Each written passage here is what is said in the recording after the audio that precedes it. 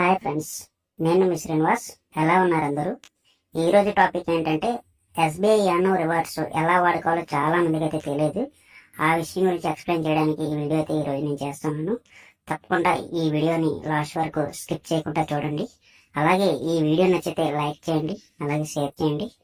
అలాగే మన ఛానల్ని మొదటిసారి చూస్తున్నట్టయితే తప్పకుండా సబ్స్క్రైబ్ చేసుకోండి.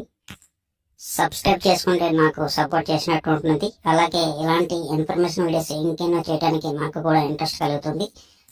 ఇంకా లేట్ చేయకుండా వీడియోలోకి వెళ్ళిపోదాం. ఎస్బీఐ యానో ఇంటర్ఫేస్ అయితే ఎలా ఉంటుంది, అది మనం లాగిన్ అయ్యాక ఇలా ఫైల్ అయితే ఓపెన్ అవుతుంది. దీంట్లో అకౌంట్స్ ఉంది కదా, అకౌంట్స్ని క్లిక్ చేయండి. అకౌంట్స్ని క్లిక్ చేసిన ఇలాగ సైడ్ స్క్రోలింగ్ చేస్తే అక్కడ my insurance, my credit cards, అలా మై రివార్డ్స్ ఉంటాయి. దాన్ని క్లిక్ చేసాక కింద మన పాయింట్స్ చూపిస్తే అక్కడ ర్యాండమ్ ఉంటుంది. ఆ ర్యాండమ్ కింద ఎగ్రీ అని ఉంటుంది, ఎగ్రీ క్లిక్ చేయాలి. ఎగ్రీ క్లిక్ చేశాక మనకైతే ఇలాగ ఫైల్ కొద్దిగా జస్ట్ ఫ్యూ సెకండ్స్ అయితే తీసుకుంటుంది. అది తీసుకున్నంటే మనకి ఇక్కడ మన e commerce, gift watchers, mobile recharge ఇవన్నీ ఆప్షన్స్ వస్తాయి. దాంట్లో మనం ఏవైనా మనం పర్చేస్ చేసుకోవచ్చు, కొనుక్కోవచ్చు. అలాగే మనం ఇక్కడ నేనైతే మొబైల్ రీఛార్జ్ చేస్తున్నాను. నాకు ఇక్కడ 13 and 38 పాయింట్స్ ఉన్నాయి. అంటే మనకి 13 and 38 బై 4 చేస్తే 334 రూపీస్ వచ్చింది.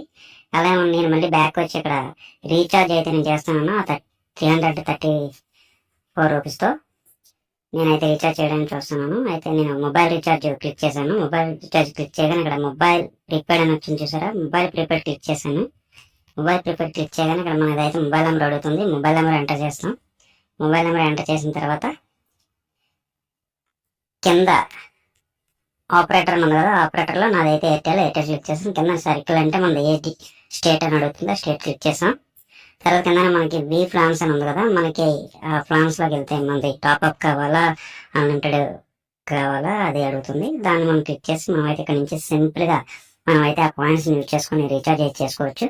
ఈ విషయం అయితే చాలా మంది తెలియదు. ఈ పాయింట్స్ ఎక్కడ ఉంటాయి ఏంటని కూడా ఎవరికి తెలియదు. అలాగే ఈ పాయింట్స్ కి మినిమం ఎక్స్పైరీ డేట్ ఉంటుంది, 1 month 2 months అని. ఆ డేట్ ప్రకారంగా అయితే మనం వాడినా వాడకపోయినా అవి ఎక్స్పైర్ అయిపోతాయి. అది ఫ్రెండ్స్ ఈరోజు వీడియో.